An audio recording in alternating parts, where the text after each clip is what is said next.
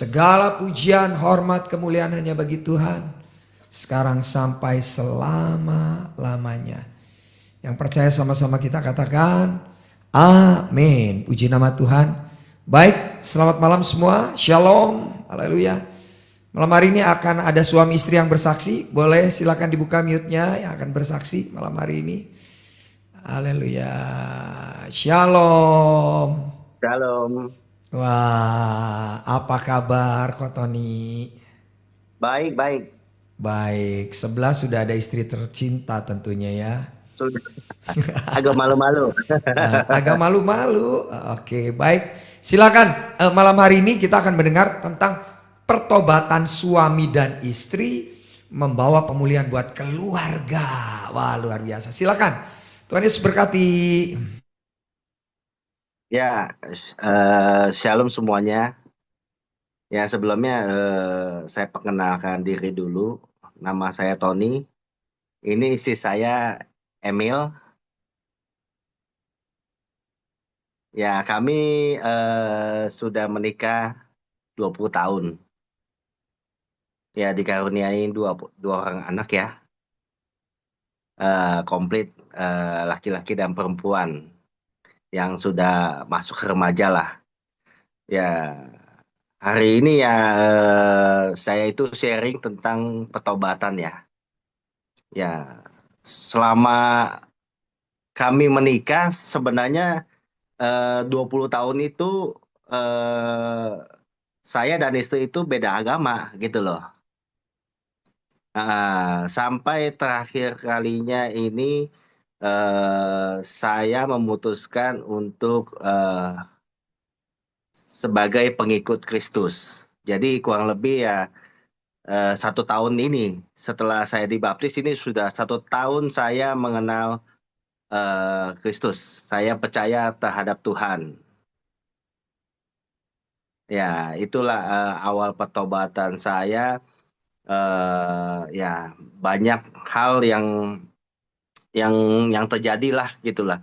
Eh, dari pemulihan hubungan keluarga, pemulihan terhadap istri, anak, bahkan ya terhadap apa namanya imannya saya sendiri gitu loh. Memang sih masih banyak sih yang saya pelajarin karena saya kan istilahnya masih baru ya, masih baru setahun ini eh, percaya kepada Tuhan Yesus ya. Ini ya, jadi ya banyak yang kita pelajari, apalagi di keluarga ya. Biarpun umur pernikahan kami sudah 20 tahun, ya masih ya memang masih banyak yang kekurangannya selama 20 tahun kita berkeluarga gitu loh. Nah, banyak yang kita pelajari, ya kita juga sudah mengambil kelas apa namanya yang kita bilang ya MFL itu Marriage for Life. Jadi kita mau tahu pernikahan Kristus itu seperti apa. Ya disitulah kita banyak belajar. Ya sekarang ini ya justru kita tambahan kita ngambil yang PFL. PFL itu kita bilang namanya Parent for Life. Jadi ya dalam 1 tahun ini ya ya banyak yang hal-hal baru yang saya pribadi sendiri pelajari ya. Ya di samping istri saya juga ya banyak melayani. Ya saya juga sekarang sedikit banyak andil dalam pelayanan juga. Jadi banyaklah istilahnya eh, dibandingkan ya ya maksudnya agama saya yang terdahulu ya, yang selama ini saya bisa pindah sebagai seorang Kristen ya, jadi itu ada pemulihan dari diri saya sendiri gitu loh, baru pemulihan terhadap keluarga, terhadap usaha. Jadi ya ya itulah yang pemulihan yang kita saya bilang itu masih dalam bertahap Oke, boleh saya potong ya. dulu sedikit Ko Tony ya, Boleh, boleh. boleh.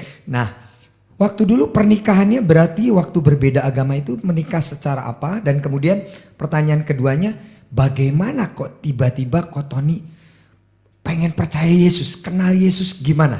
Ah, ceritanya pasti ada. Jadi begini, saya seorang Buddhis, istri saya dulu seorang Katolik. Ya, jadi memang sih waktu pas pernikahan kita masih ngikut pembaptisan Katolik. Pembekatan ya, kita bilang pembekatan, sorry, pembekatan secara Katolik. Ya, itu sih kalau dari hati saya sendiri ya masih bilang ya hanya ya udah ngikutin sebagai formalitas ya, formalitas pernikahan. Ya itulah yang kita jalanin selama ya berarti ya kurang lebih 19 tahun itu. Nah, yang kedua yang pertanyaan tadi, kenapa saya tiba-tiba jadi pengikut Kristus? Ya, itu awalnya sih ya dari istri sendiri ya. Istri sendiri, anak juga mengajak, akhirnya ada ke bawah juga pengaruh dari ini ya, komunitas. Saya kan juga mencoba ya ikut komunitas, komsel, dan juga ada tambahan ya, kita ada laki-laki, pengumpulan laki-laki yang kita bilang namanya Hapurta gitu loh. Nah, jadi dua hal itu kurang lebih ya sekitar ada kali ya berapa, setengah tahun ya? Setengah tahun, mungkin sekitar 4 bulan lah ya. Di situ saya masih beberapa kali dengan gembala areanya atau GS, saya masih dibilang, "Kamu percaya dengan Tuhan Yesus?" Saya masih bilang enggak. Nah, pada saat terakhir, pada saat awal tahun yang kemarin, awal tahun yang sebelumnya 1 tahun yang lalu, itu dari hati saya yang berbicara sendiri kepada gembala area sih. Sebenarnya gembala area itu nggak bertanya, tapi saya yang ngomong sendiri ke dia. Pak, saya percaya Tuhan Yesus, dan keinginan saya adalah saya ingin dibaptis. Ya itu udah ada keinginan dari pribadi sendiri, bukan dari pihak lain sih, gitu loh. Ya Wow, itu sih tepuk tangan dulu. dua Tepuk, dua hal yang Bapak tanyakan tadi ya. wow, tepuk tangan dulu, luar biasa ya. Jadi memang pengaruh komunitas itu cukup luar biasa ya, karena ada komunitas juga istri, anak yang mungkin mendoakan, ingin sekali Ya, bisa satu iman begitu ya. Nah, pertanyaan berikutnya adalah begini. Setelah mengenal Yesus, setelah terima Yesus sebagai Tuhan dan Juru Selamat, pasti ada perbedaannya. Di hati itu seperti apa, Pak? Boleh tahu? kalau perbedaan yang tadi yang saya masih ongoing ya, kita bilang ya, masih banyak yang istilahnya masih banyak yang perlu saya pelajarin. Jadi menurut saya ya sebagai pengikut Kristus itu bukan hal yang mudah, tapi dalam keyakinan saya adalah ya ya Tuhan memilih saya, bukan bukan saya yang memilih Tuhan. Sebenarnya Tuhan yang memilih saya dulu. Jadi saya percaya ya, dan kalau dibilang perubahannya ya menurut saya hati saya lebih damai dibandingkan sebelumnya. Kalau kalau kalau mau dibilang di dalam pekerjaan ya, seperti ke pekerjaan, biasanya kalau kita ada masalah atau apa, udah mulai deh cemas apa segala macam. Karena dari dulu saya mengandalkan kekuatan saya. Saya berpikiran bahwa saya itu ya jago gitu loh. Apapun saya bisa tanganin, apapun saya bisa selesaikan. Ya, tapi ya eh, akhirnya ya waktu saya kena masalah, ya disitulah bahwa mental saya jatuh. Tetapi setelah saya saya mengikuti Kristus, ya hati saya lebih damai. Artinya saya tidak selalu, maksudnya tidak mengandalkan kekuatan saya, bahwa saya itu berserah juga, berserah kepada Tuhan, biar Tuhan beri apa maksudnya berikan saya jalan. Ya disitulah kedamaian yang datang ya. Setelah hati saya sendiri berserah, nah disitulah timbul kedamaian. Kedamaian itu yang istilahnya yang antara saya nggak tahu itu datang dari mana, tapi ya ya menurut saya itu adalah ya ya Tuhan, mungkin Roh Kudus yang membuat saya hati saya damai. Wow, tepuk tangan lagi. Haleluya. Tadi ada perkataan yang menarik yang Kotoni sampaikan. Tuhan yang pilih saya. Nah, itu yang benar Kotoni. Karena memang Tuhan kita Yesus itu yang milih kita. Kita harusnya nggak layak. Kita ini harusnya nggak mungkin Ya, lah. Tidak masuk hitungan lah kita itu. Tapi ternyata Tuhan bisa pilih kita. Sehingga damai sejahtera itu datang buat Kotoni. Wah, luar ya. biasa. Amin. Baik, tepuk tangan dulu, tepuk tangan. Nah, sudah ada istrinya. Nah, bagaimana nih perasaan istri ya? Bagaimana melihat pertobatan suami dalam 1 tahun terakhir ini? Apa yang membuat Anda bersyukur dan bersukacita? Silakan.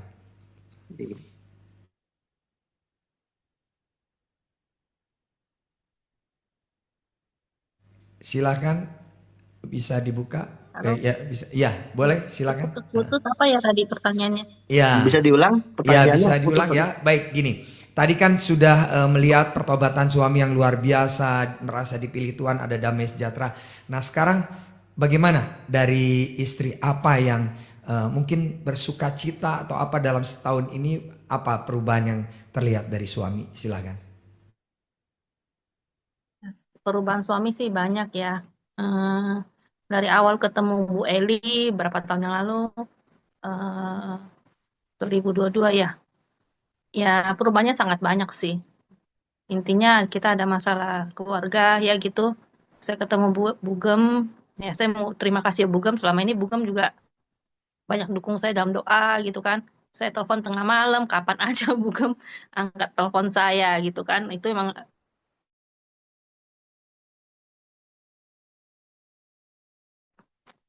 istilahnya waktu itu emang titik-titik terberat. Jadi istilahnya kita sebagai istri ya harus tetap percaya bahwa Tuhan sanggup merubah segala sesuatu, bukan kita yang merubah suami kita.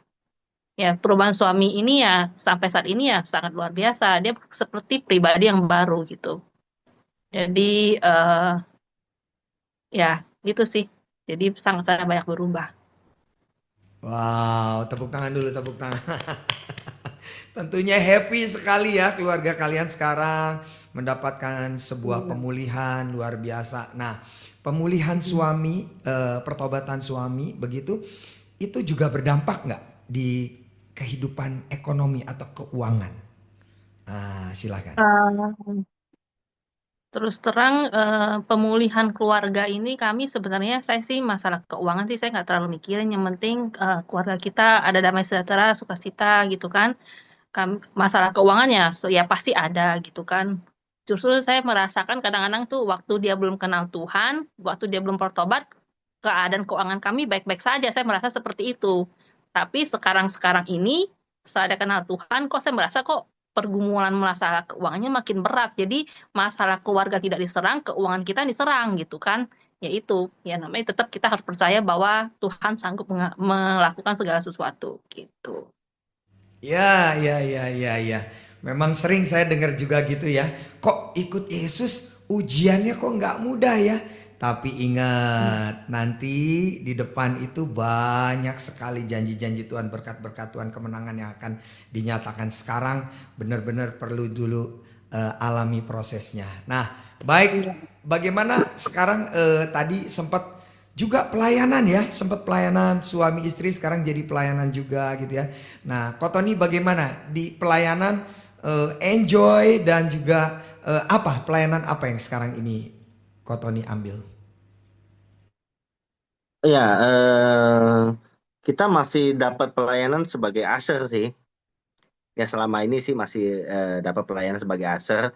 Ya untuk suami istri sih, kalau untuk istri ya dia lebih banyak sih ngikut pelayanan yang lain. Oh gitu ya, Ya sebagai apa usher. ya? Iya, karena ya yang itu pelayanan yang itu yang ngasih kita bisa berikan lah ya. Yang mudah-mudahan sih yang kedepannya bisa bisa mengikuti pelayanan yang lain gitu loh. Oke, asyir juga penting kok Tony. Kasih salam, kasih senyum ya. Wah, nyapa orang itu penting itu ya. Pasti berkatnya Itu juga juga maksudnya luar biasa. sukacita. Iya, pasti itu mendatangkan sukacita. Nanti ke depannya siapa tahu ya, kok Tony jadi pengkhotbah nanti ya. Wah, Amin. amin amin. Saya bernubuat kok Tony nanti berkhotbah. Kita undang di Zoom ini. Haleluya gitu ya. Puji nama Tuhan. Mungkin pertanyaan berikutnya begini. Nah, keluarga besar juga masih beragama yang lama atau bagaimana keluarga besar masing-masing dari Ko Emil dan ini apa Ko Tony dan Kalau CM? ya saya jawab dulu ya. Saya memang keluarga besar dari dulu ada penganut Buddha yang lebih lebih orang bilang adanya lebih Buddha, namanya Buddha Konghucu lah ya. Masih ada keturunan gitu lah ya. Ya itu keluarga besar dari dulu seperti itu. Ya, ya. Saya pionirnya sebenarnya sih pionirnya yang istilahnya mengikuti Kristus. Ya entah mungkin yang kalau yang lain kan saya kan udah ya papa mama saya kan udah almarhum dua-duanya ya. Ya palingan tinggal kakak-kakak saya aja. Tapi Oke. untuk yang masuk ke Kristen ya baru saya sih. Kalau Emil ya emang udah banyak kali ya. Ya.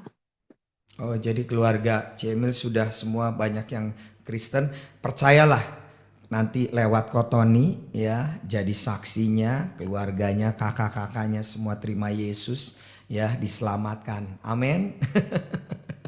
Amin ya. Amin. Nah, Kok Amin. Frans mau kasih ya. tahu untuk ibu-ibu nih Zoom, Mm-mm. semangat semuanya.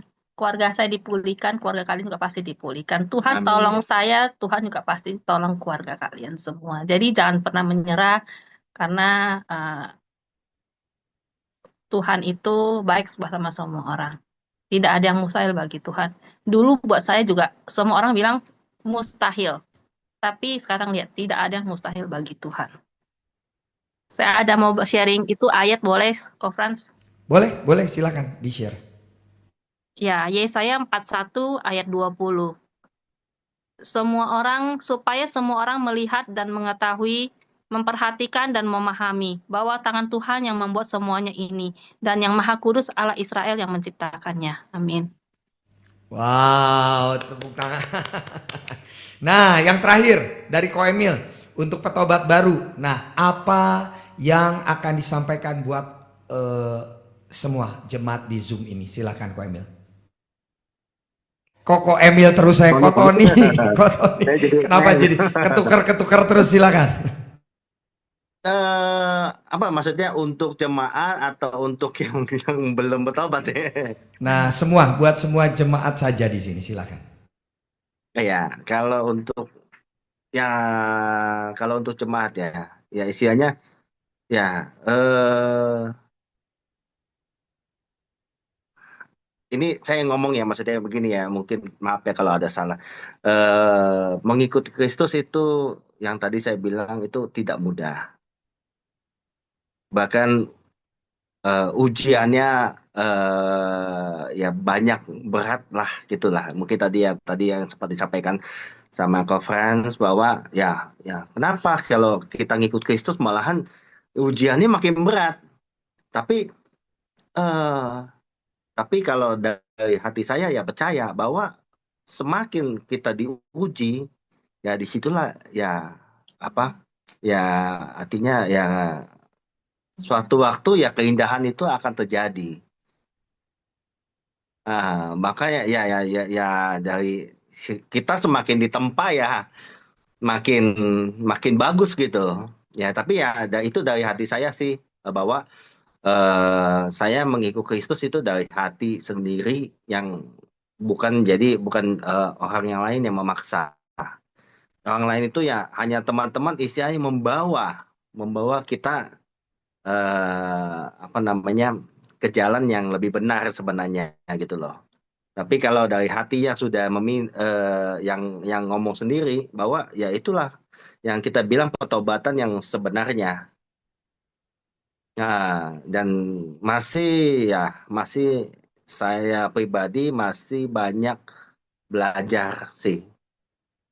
Ya, dengan teman-teman ya kita juga sering sharing firman.